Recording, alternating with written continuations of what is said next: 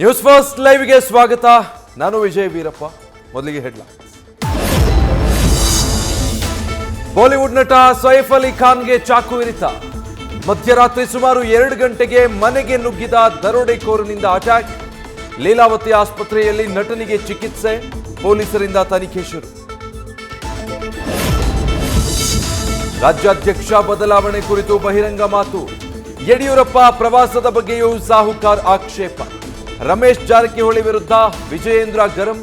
ಹೈಕಮಾಂಡ್ಗೆ ದೂರು ಕೊಡಲು ನಿರ್ಧಾರ.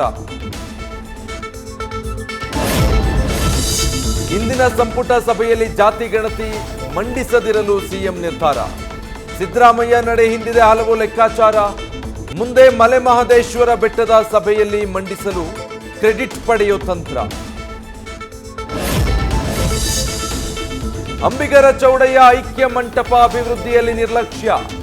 ಗಂಗಾ ಮಾತಾ ಸಮುದಾಯದ ಕೆಲ ಮುಖಂಡರಿಂದ ಪೀಠಕ್ಕೆ ಪರ್ಯಾಯ ಸ್ವಾಮೀಜಿ ಘೋಷಣೆ.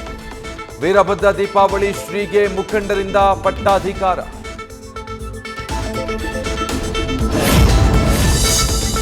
ಇಂದು ಸ್ಪಾಡೆಕ್ಸ್ ಮಿಷನ್ ಉಪಗ್ರಹಗಳ ಡಾಕಿಂಗ್ ಸಾಹಸ.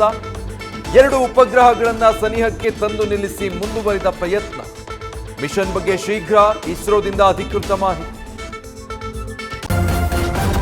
ನ್ಯೂಸ್ ಫಸ್ಟ್ ನಿರ್ಭೀತಿಯಿಂದ ನಿಮ್ಮ ಪರವಾಗಿ.